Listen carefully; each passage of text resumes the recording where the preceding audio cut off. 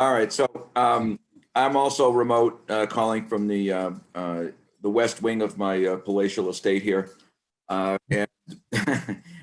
wanted to welcome all of you to Summer Shul and to introduce Steve Broder as our darshan. We expect big things, so don't let us down. Marty, you're a downer already. No, it's encouraging. You know, I expect big things. Yeah, high He expectations. won't let you down, Marty. Don't worry. I'm sure he won't. I'm sure he won't. All right, can you put up the bracha and let's get going? Well, Welcome, Rick Kramer, the president of the New England Federation of Jewish Men's Clubs. Thank you, Marty. All right, let's go. Baruch atah Adonai melech haolam, asher kitshanu b'tzatav v'tzavanu l'asok b'divrei Torah. V'ahavna Adonai Eloheinu et divrei Toratecha b'finu amcha beit Yisrael. V'nihiyeh anachnu b'tzatzeinu b'tzatzei amcha beit Yisrael. Kulanu yodei shmecha l'modei Toratecha l'shma. Baruch atah Adonai l'modei Torah l'mo Yisrael. Baruch atah Adonai Eloheinu melech haolam.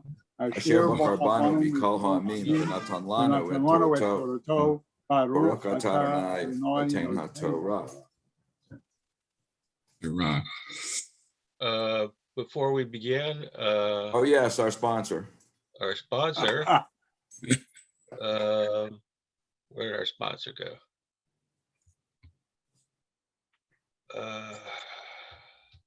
Let's see. Bear with me a moment.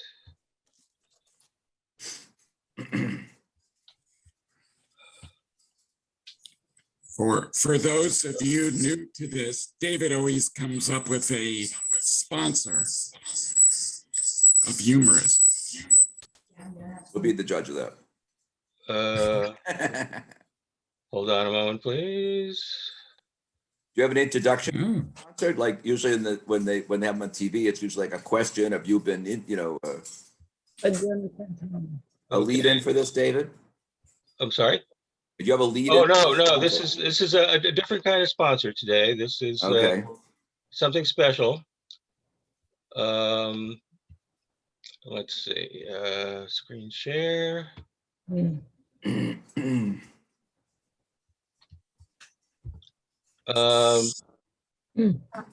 This is the Biblical Club, and for the low price of $10.99, our introductory offer, you get Solomon and Sheba, Samson and Delilah, and David and Bathsheba. Wow. Call me later if you want details. Yes. Nice. Boy, those are names from the past, those Yeah. actors and actresses. Wow. Gregory Peck. And now, all kidding aside, Steve. great. Well, thank you, David. You don't get an introduction like that everywhere. I will tell you. So, Boker Tov, Shabbat Shalom, everybody. Thank you for being here. Let me the Tochnit, or the program. I'd like to start with a brief summary of our Parsha Re'eh. And then I found a theme, as you can see here, choices. It may be a little ambitious, but what the heck, I think we can do it. We're going to do an overview of the Parsha that's very brief, in case you didn't get a chance to read it before. And then we're going to start with a perceptual exercise. Since the Parsha starts with a sense orientation. Re'eh is translated as behold. We're going to do a visual exercise that's related to choice. That's what I call it's all in how you look at it. And then we have 5 choices that I want to highlight. The choices are very rich in this parsha, and hopefully we'll get a chance to go through them all. If not, we'll do it another time. So we can take that off the screen. I'll come back to those.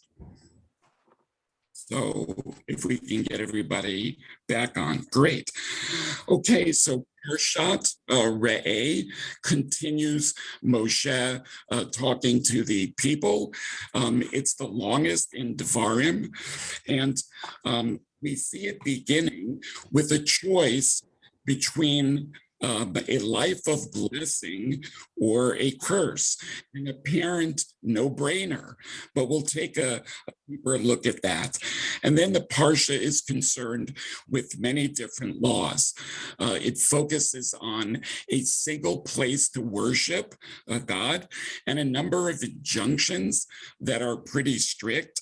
The main focus is on idolatry or not worshiping other gods or their prophets.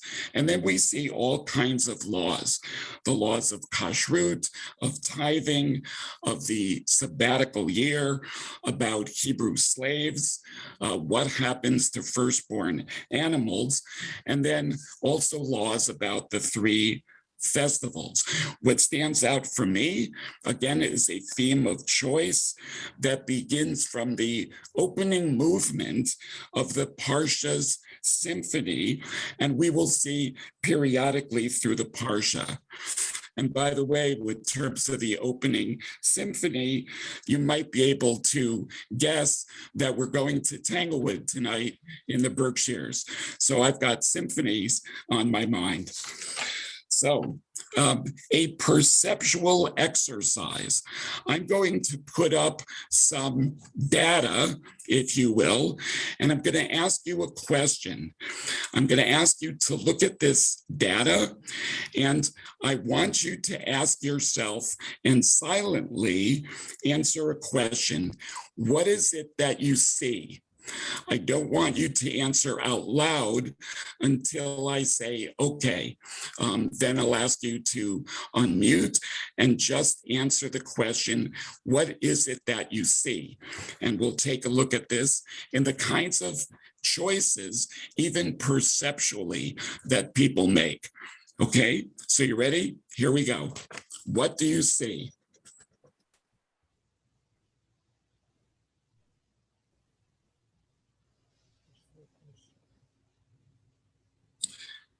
Now, a group like this, I will bet will come up with at least 15 different things. Somebody might see what you saw, but feel free to unmute. And I don't know if Marty, you want to call on people or just let people answer. I want you simply to tell me, what is it that you see? Just raise your hand, either like David or in that in the motor. Anyway, David. An LP. An LP. Oh, that dates you. Okay. All right, David Broder. I saw an eyeball, and Lucy saw. The target symbol. What? Lucy saw a target. A target. Okay. Thank you. A donut. This unfair. There are too many Broders in this thing. I'm sorry, I talked over you. Go ahead. A donut. A donut. How many people saw a donut? Okay. What else? About Joel. An inner and outer circle. The inner circle representing to me probably the essence of maybe this portion, the outer circle being outside the laws. Vilda? Okay. Wow. I was going to say something similar. It's 2 concentric circles. Being a mathematician, it's the first thing that came to mind. That's what I see. What else? Cliff. I saw a ripple. The rippling. A ripple. Okay. All right. Who else? Okay, What else? I can top the mathematicians. I saw a piece of paper.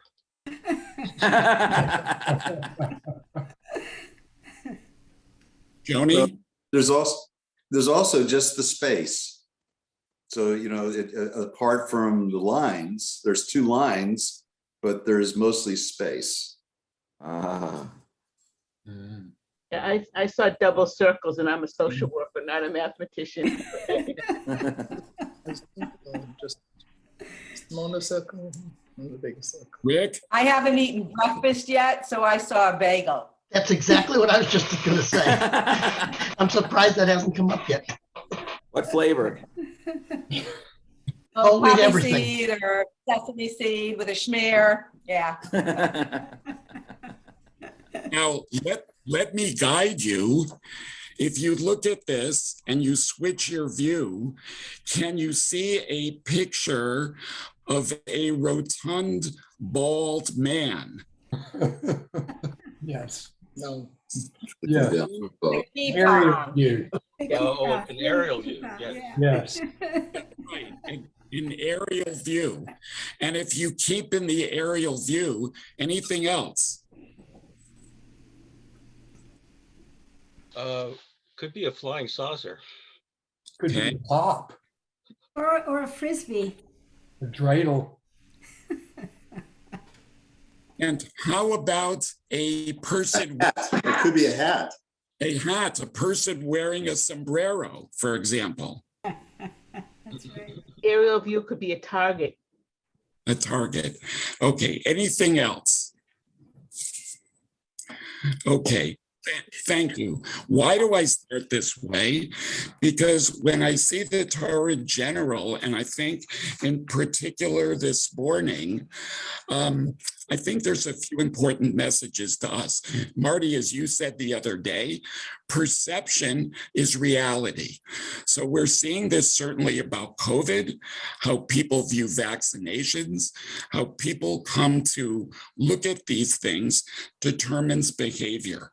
And I think how people come to look at the laws and their view that we'll see this morning of Re'eh often determines people's behavior and their view of God.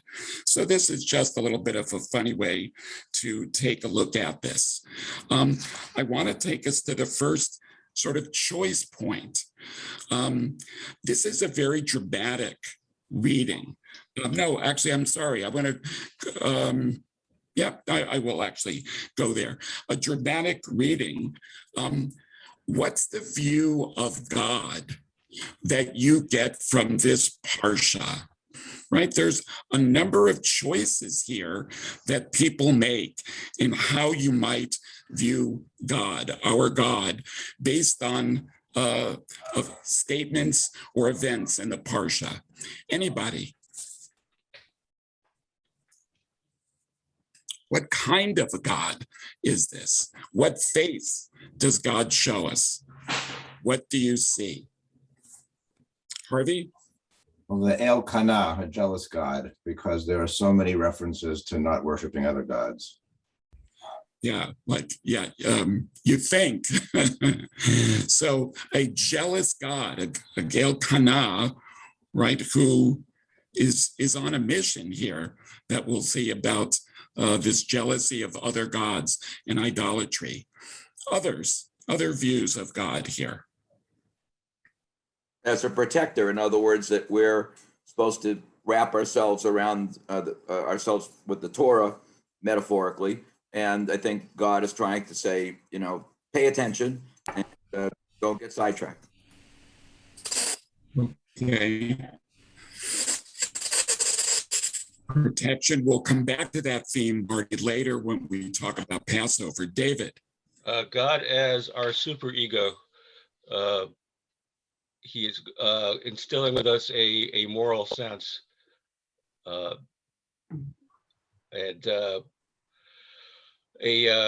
laws that will help us overcome our baser instincts. Okay, so a Freudian, if you will, position, right, of impulses, right, that need a superego to help rein them in. Okay, other views here that you see of the kind of God that appears in Re'eh. This is Rena. Hey, Rena. Hi, I see a pretty kind and a God who is very interested in this small band of people and wants to guide them and give them what would be best for them, just what the previous person said. But a God who is very interested in a group of people.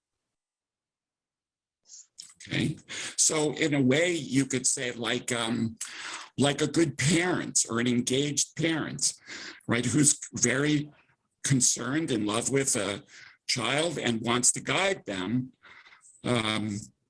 along their way. Yeah, great.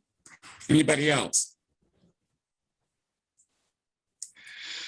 So let me jump in. One of the things that I've been thinking about here is I think there's a sort of profound picture here in a way of God. We see right from the beginning that God offers what I sort of teasingly called the no-brainer, that God offers blessings and curses, depending on the choices that people make. I think there's something interesting that sort of hides just below the surface here with that our God, right, the God of Torah, is the God of both blessing and curse.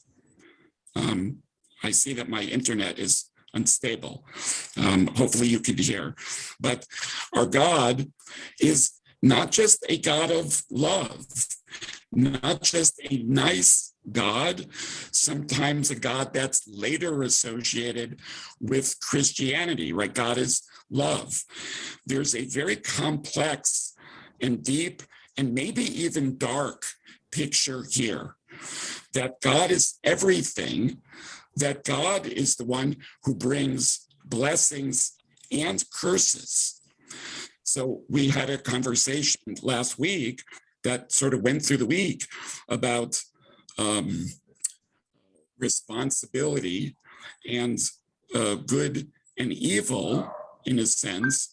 But what I find here very provocative is the notion that a God who offers blessings and curses, in our view, is willing to take on the totality of existence and not just say that God is nice and being loving. So I wanted to throw that out and see any thoughts that you might have about that.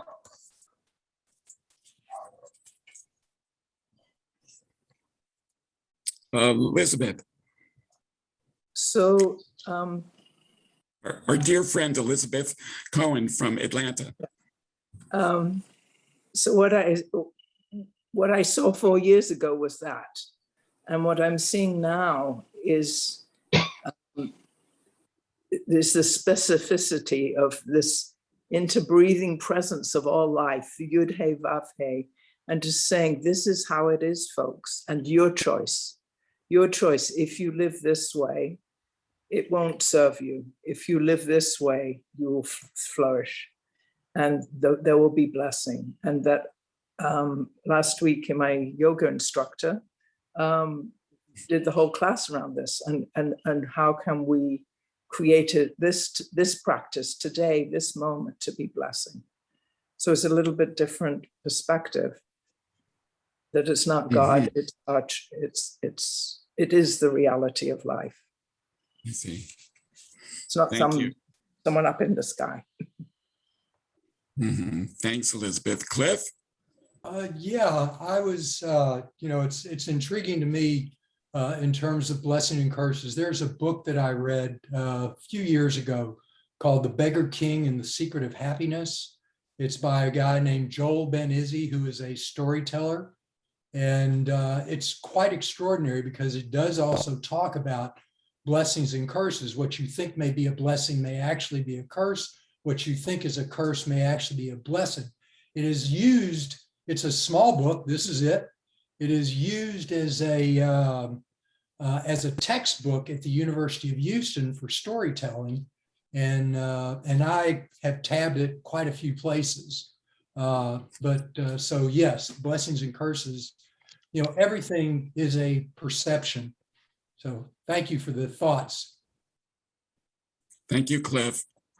And just before I call on Joel, a shout out to Rick Stone. Some people know Richard Stone here from the FJMC, things that he's done, a master storyteller who, and an unsolicited plug, has just written a book called Story Intelligence. Using the 7 powers of story in our lives. So an unsolicited plug for Rick. Let's see, Joel Sherman, I think, had your hand up. Maybe it's my legal background. Michael can comment if he wants. But as I read this yesterday and read some little commentary, I sort of see God here as a judge of each of us. And to some extent, the blessings and the curse come with God's judgment. And sometimes it's good and sometimes it's bad. But I think the roles can be reversed in terms of each of these items. I mean,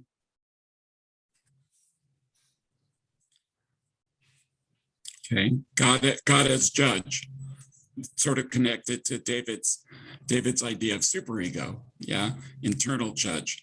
Anybody else? So, yeah, Charlene. Hi, I'm actually thinking of another portion when God tells the people, don't think I picked you because I thought you were so terrific. I picked you because you were better than all the other nations. And, you know, I think about that a lot when a person has an aliyah. And they're going up and it says, you know, because I have all this love and everything, and realize it's because we were the best of the lot. So I think that's a humbling thought to think that, and it just shows the imperfect nature of all of us.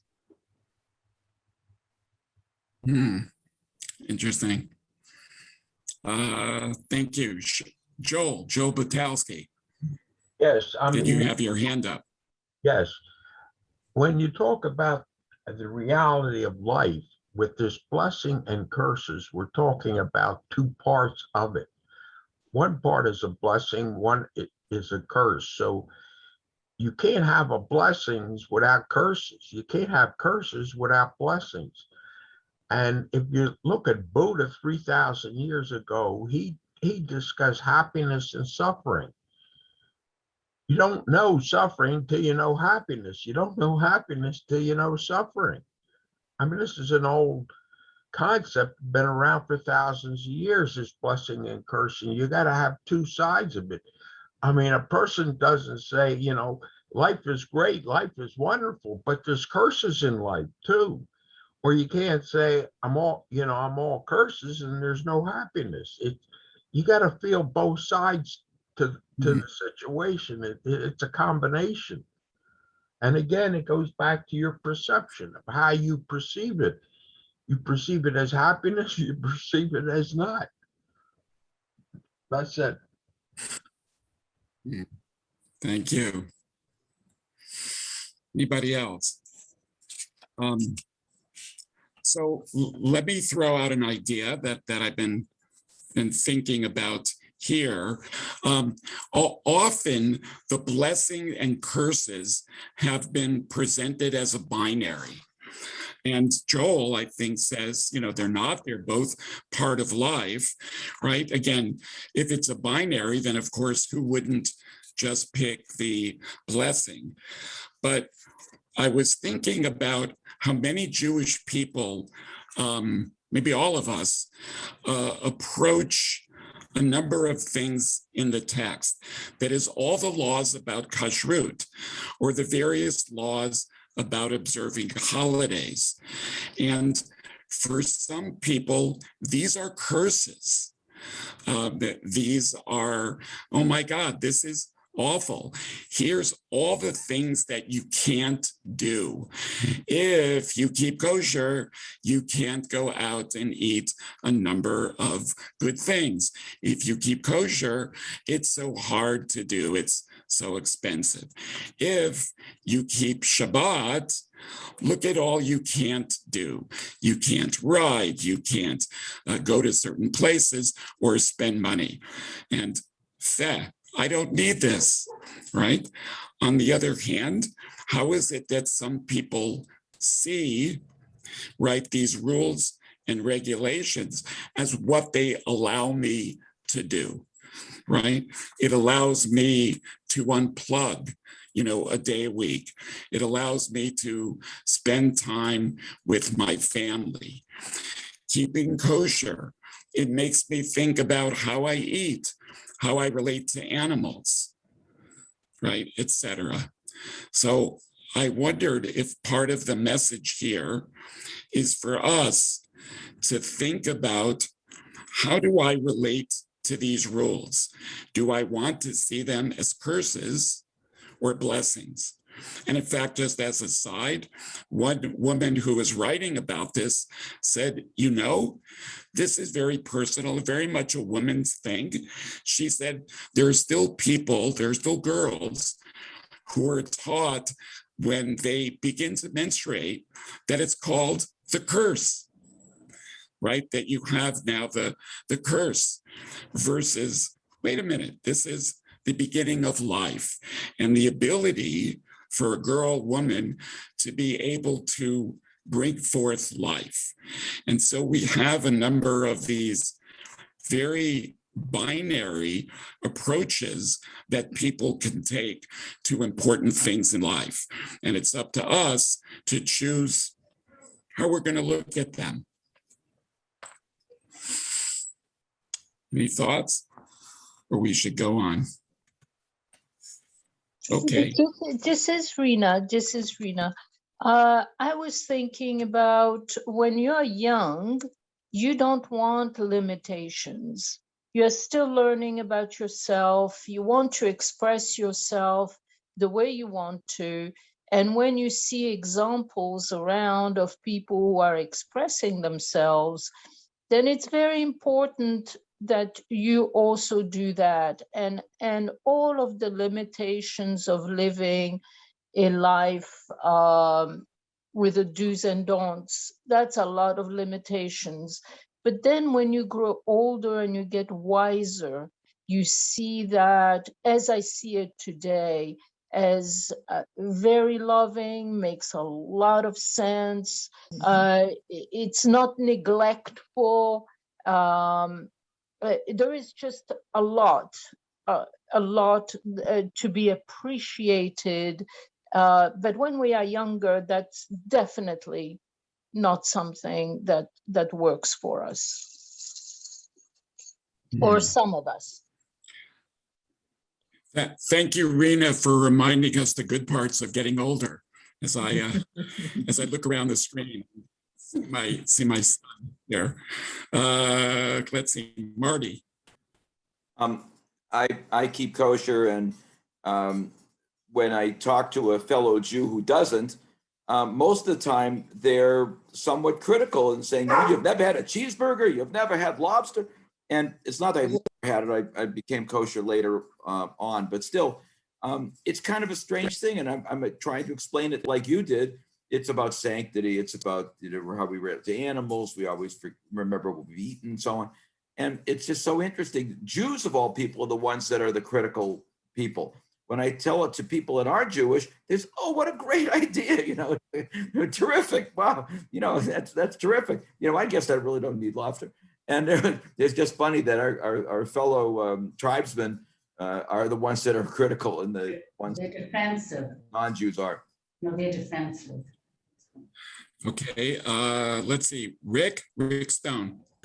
So I'm thinking about this through the lens of stories, Steve, and the stories that we tell moment to moment in our lives, and the notion of choices. And what I don't think that we're often aware of is that we're at choice at every moment about what story we want to tell about any situation. And there can be a very difficult thing happen, and we can tell a story of victimhood, or we can tell a story of possibilities. And what we have an automaticity, I think, in which which comes out of our own personal history about how we react to certain situations, and we cease to be a choice and cease to maybe see that there is a hidden blessing in a situation, or ask the question, is there a blessing in this? You know, we don't even ask that question. It just looks awful. Is there something that can redeem this situation? Yes, thank you, Rick. In fact, that reminded me, I was thinking just that last part about what is the technology, if you will, of thought to be able to switch from curse to blessing. And I love just this simple question that you asked, right? That we could always ask ourselves, is there a blessing in this that perhaps I don't see or is hard to see? Great, thank you. Anybody else? Cliff. I was going to say I love in Talmud the Berachot, where it talks about how much effort did Adam, the first man, need to exert before he had bread to eat. And it goes through about a dozen different steps of plowing and sowing and reaping and kneading and baking, and only thereafter did he eat.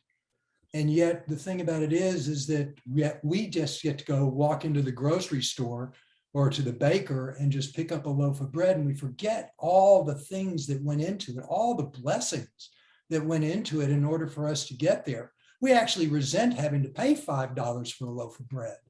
And I was looking at our home yesterday, and I was walking through the kitchen. And I was applying this because I realized, my God, you know, we've got all these different caves within our home, and these, you know, this one is for the cooking, and this is I've got 3 campfires in my kitchen. I've got the ovens, I've got the stovetop, I've got the microwave. If you count the toaster oven, whatever, I've got all these things. I've got running water. I've got I don't have to go to the river. I have a refrigerator. I can actually go have a kill and bring it home and have it months later. And we don't think of that as a blessing. We think of it as, oh my God, what's my electrical bill going to be? What's this going to happen? You know, and it really is a question of reframing and as Heschel says, radical amazement at all the things that we have and an appreciation for them. So thanks. Great. It's like, who says the age of miracles is over? Right. Nice. Okay, so maybe moving on to something. One of the pieces that I found that I thought was really interesting is based on a devar by Yitz Greenberg, a modern Orthodox very senior rabbi, head of Klal, doing things with Hadar, who says, picks up a central idea in the Parsha and says that this is about defeating idolatry and that this is the ultimate conflict, and has a few ideas that I'd like to throw out. So he says that the Torah declares an all-out war against idolatry. But if we take a look at the biblical record, he says that it did not work at all, but the rabbis do succeed in overcoming idolatry. And because of that, we should take a look at what's the secret of their success and the reason that the Bible, as he sees, failed. So to take a step back, in our Parsha, the Torah is pretty intense and comes out as, Yitz Greenberg says, with guns blazing. For example, you shall utterly destroy all the places where idolatry was practiced, overthrow their altars, break their pillars, burn their asherim, the sacred trees, cut down the carvings of the gods, wipe out their name from where they were worshipped. And then it gets more intense. The Parsha gives 3 cases of potential idolatry, and in each one, execution is the prescription. So one is for prophets or dreamers of dreams. The other becomes even more personal. If a wife or close relative urges you to serve a foreign god, you should not pity him or listen. You should kill him. Your hand should be first. And then it gets even more intense. If a whole city chooses to worship foreign gods, then all the inhabitants of the city are put to the sword. The city is known as Cherem, completely destroyed, and you can't even take booty. So as Greenberg points out, this is pretty intense and also comes across even as bloodthirsty. So first question is, did this succeed? His answer, as I mentioned before, is no. And if we look at Judges and the 2 books of Kings, the Israelites over and over continuously go back to their neighbors' idolatrous religions. They get the divine punishments. They get oppressors who grind them down. And this, they repent, but typically this is a cycle of backsliding. So why does the war on idolatry fail, right? What happens? And I don't know if anybody has seen this or has an idea of what Greenberg says, but I think is really worth it. Any ideas of why the later rabbis succeed and this approach fails? No. So David. I have David a thought. Rosenson. I have a thought that the method of serving God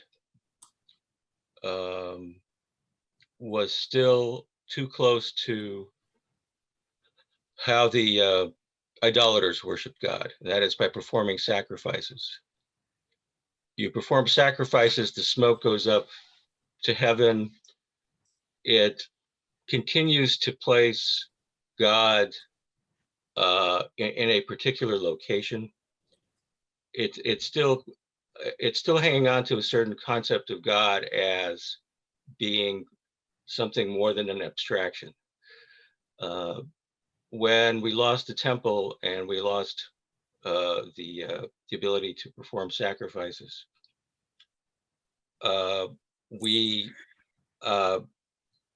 it gave us an opportunity to develop a more nuanced and sophisticated idea of God and of our relationship to God, and that it would be expressed through study and good deeds.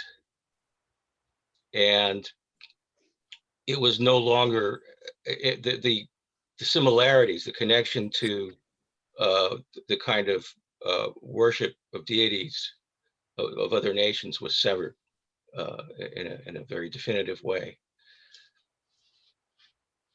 Just a thought. So, yeah, so Greenberg is very much along those lines, David, for a couple of reasons.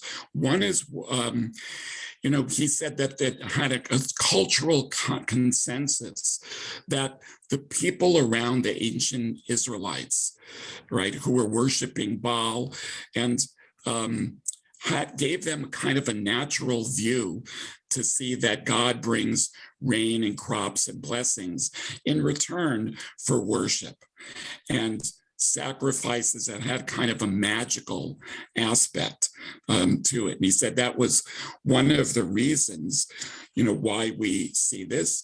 In fact, later he says the rabbis were helped by the spread of Hellenistic culture, which was more scientific, more sophisticated, and that's helped.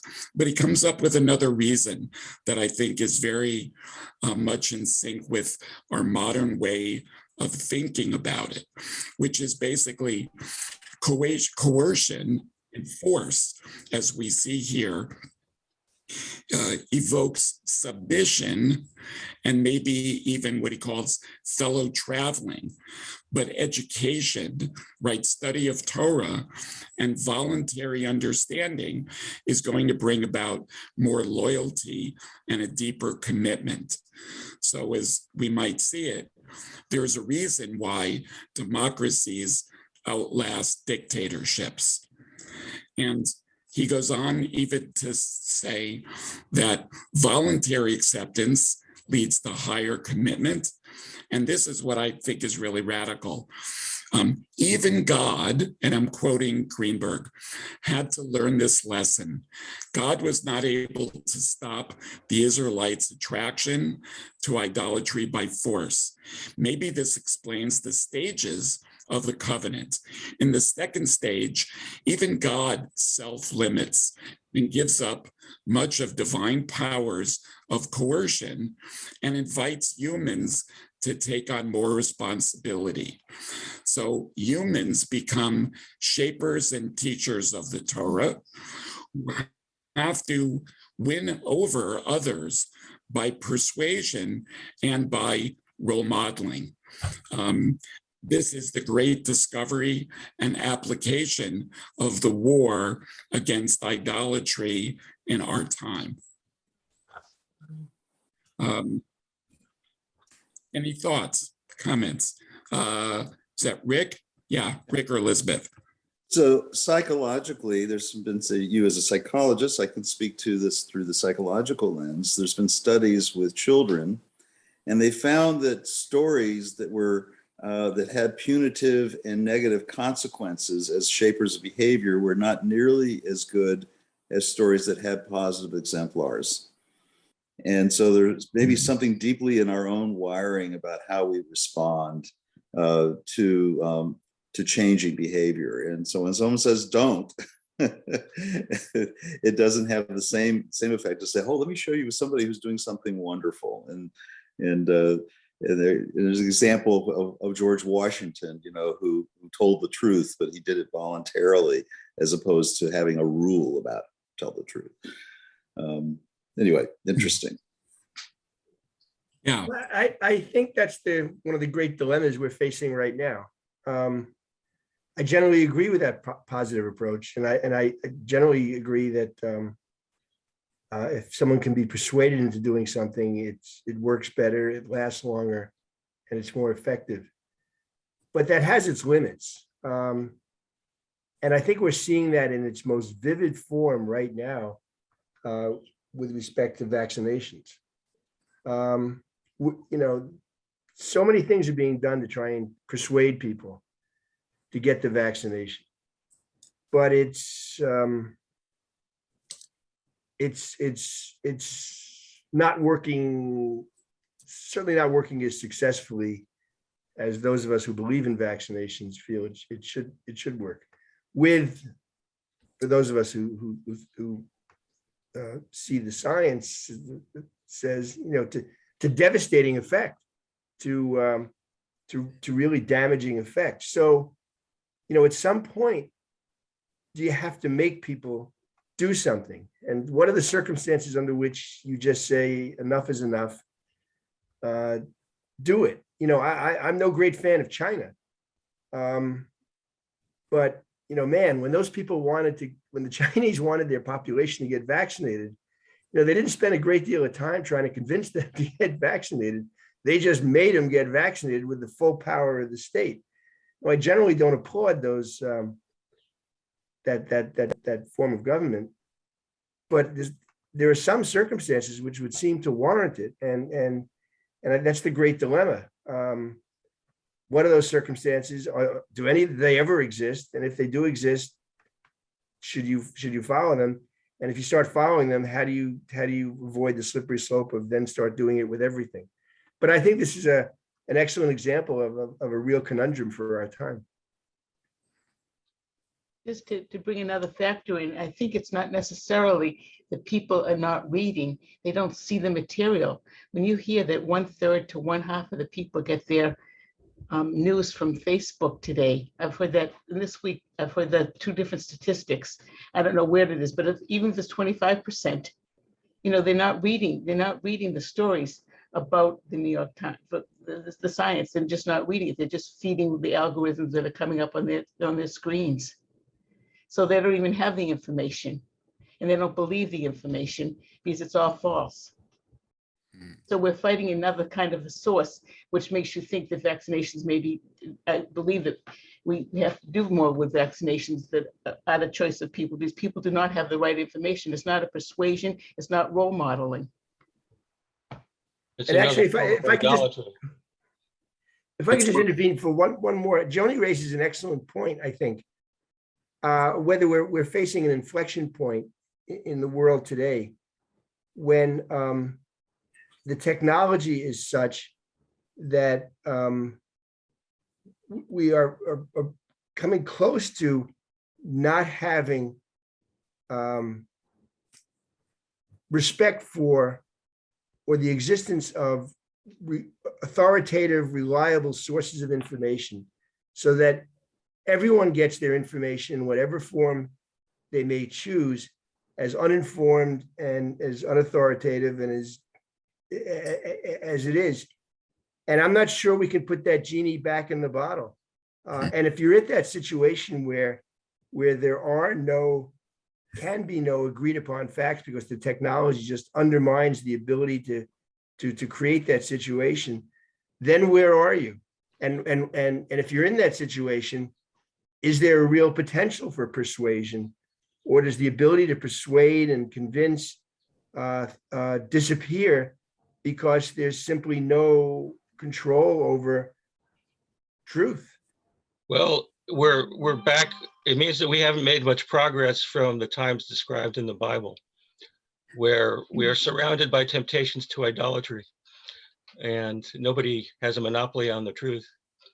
And I think that's why God comes across as jealous, because he is trying to safeguard the truth and direct us to the truth in spite of all of the alternative versions of reality around us.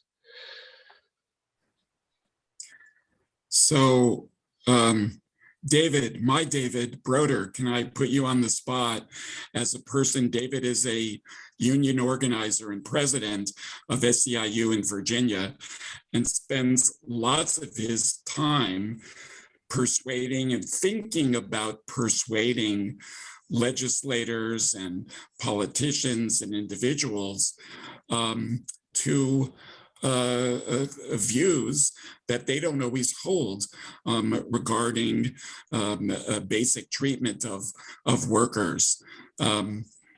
David, I know you think about this a lot. Any particular thoughts?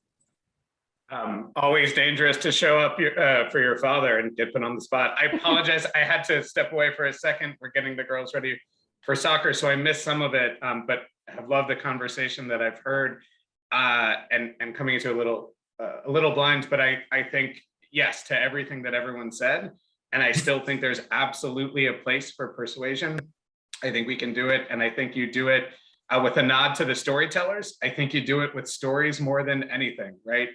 And I think stories and one-on-one conversations, right? If there's still a place for that in our society, people talking to people, sharing stories, building relationships and connections has been the only thing that's ever gotten us through, and it'll be what saves us today.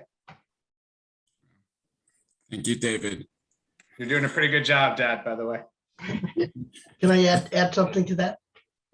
Yes, go ahead, Rick. This idea of storytelling brings to mind what you're seeing some of the, what I think are more responsible news networks doing these days, and that is the patients who are saying, I wish I had gotten the vaccine. And in fact, the correlation doesn't necessarily equal causation, but when they started showing those, there was an uptick in people getting vaccinated. So I think that's speaks to David's point. Okay, let's see, Charlene, then Cliff. So David and Rick, that is such hard work. You know, a one-on-one. It's slow and it's hard. And with this vaccine, to do it that way, I don't know.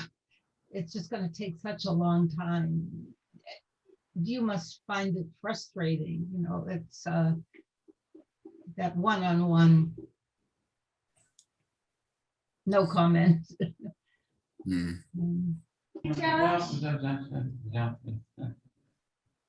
Okay, let's see. I'll just say Charlene is totally right. And a credit to my wife who actually does all the vaccine work in our union household. And yes, it is long and hard and frustrating. And when I think about the work that so many folks here do, and when I think about the civil rights movement or the women's suffrage movement or any meaningful movement, it was all one-on-one conversations, right? And so many of them, and I try to take some comfort in that. I'm just thinking about it on a personal level. We have a family member who is not vaccinated, and it's like a rock. You know, you can come up with statistics and reasons and everything, and it's just like you're hitting a rock. And there's always they have alternate facts and places that they look for the sources. And so if you want to look at those alternate sources, you can find them. And if you don't want to look at the others, you won't find them. I think this will be put to the test soon because so many people are making the excuse it has not been fully approved yet. And that's coming pretty soon. And then all those people, will they find a new excuse or will they get vaccinated? That'll put it to the test. I think we I'd talked like- about Well, I want to, David, if I could, I want to move us to one more idea. We won't have time to do what I put in there about Passover, Pesach. It's an interesting idea of, why do we call Passover Passover? The Eitz Chaim discusses it a bit. There's some interesting sources. If anybody wants to know, you can contact me. But one last idea. Marty said there are so many broders here. I wanted to bring in one more broder, my older brother, Gershon, who some of you have met, who's made Aliyah 6 years ago and now is in Tzfat. I told him I was doing this, and he gave me his own little drash that I thought was interesting and takes us back to the very beginning to close it up with Re'eh. So from my big brother. So he takes a look at the word Re'eh and he says, sometimes you can substitute an ayin for the aleph. And if you do that, if you give a little poetic license, a little storytelling, as some of you might say, the word re'eh, behold, becomes ro'eh, or shepherd. Moses was a shepherd when he gets the call from God at the burning bush. He continues to shepherd his people until the very end, guiding them literally with the staff. Now, Joshua was the designated successor. He was never a shepherd, but really an assistant who grows up as a military leader or a tactician. So my brother suggests that Moses is in has strong ambivalence. He wants to enter Eretz Yisrael, but God, as we know, says no. And on the one hand, the tradition teaches that Moshe was willing to hand over leadership to the next generation, to Joshua. In fact, this is symbolized. He places both hands on Joshua's shoulders when God says, all that you need to do is use one hand. On the other hand, Moshe is clearly reluctant to give up leadership. And how do we know this? Because he gives these lengthy soliloquies in at least the last parshiot, right? It's hard to get him off stage. So according to my big brother, he says that when the verse says that God is giving the people of Israel a choice, right, that we see in the opening lines, maybe another choice here is about the leadership. Are we choosing between a shepherd kind of leadership and the next generation of a military leader? And of course, as I think we see in these choices, it doesn't have to be one or another, but different facets of the gem. So straight from Tzfat, Israel. David Rosenson. Yeah, I see a transition here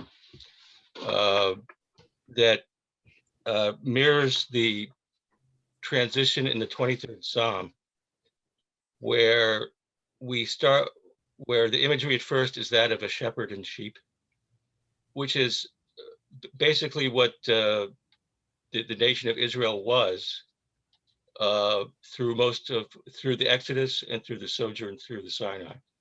They were essentially sheep. They were just, God was providing for them, and they were just following God's laws. And they're emerging as powerful actors with free will. So just as in the 23rd Psalm, we go from being sheep to being anointed by God and having him set a table before our enemies.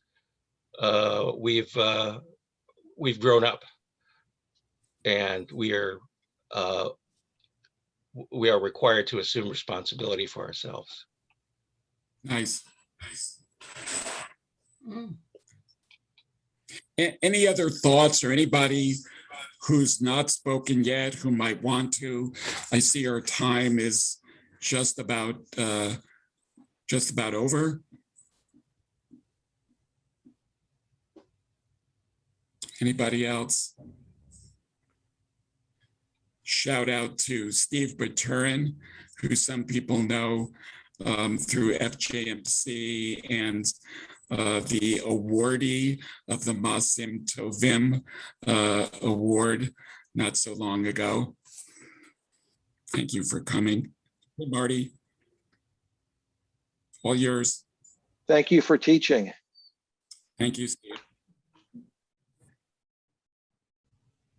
Shall we? Okay, so thank you, Steve. Great job. Next week we have Barry Bergman, so please stay tuned for that for next week. And if you would put up Kaddish D'Rabbanan, we'll end on that by please rise.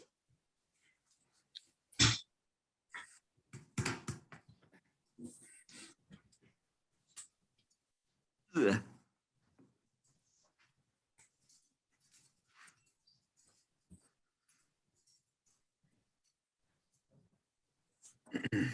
Okay.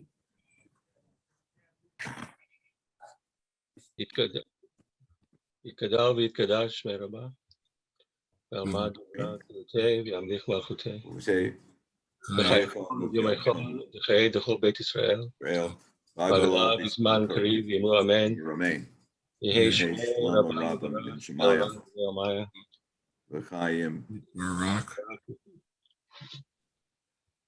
We have the one up. Are you calling up the? Gee, you don't all have it memorized. We have. I do, but I kind of lost track.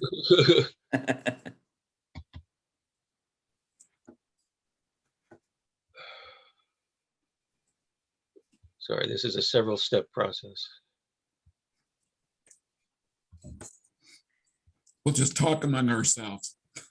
Well, if anybody doesn't know, this is really a cottage to acknowledge scholars, and that even though some of us may not be scholars, we aspire to be scholars. Here we go.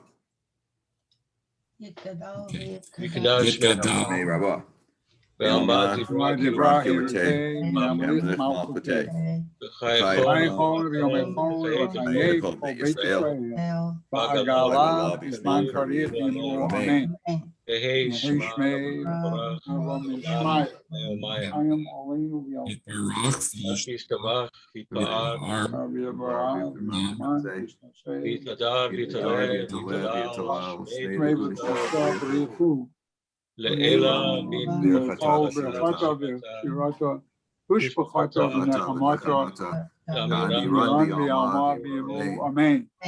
All Yisrael, V'al Talmidei, Yakol Talmidei, Talmidei, Yakol Man, Diaskil, V'yaraita, Iviatar, Iviatar, B'chol V'yatar, V'yatar, Yehi L'chol, L'chon, Shlomo Rabba, Hina V'hisla L'rakami, V'chayim, Marichin, Mikol, V'yikol, V'yishmael, V'yu, Amen.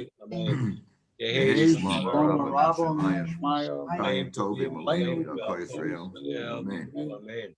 Oseh Shalom B'mamav, U'ya'aseh Shalom, Aleinu V'al Kol Yisrael, Yimru. Amen.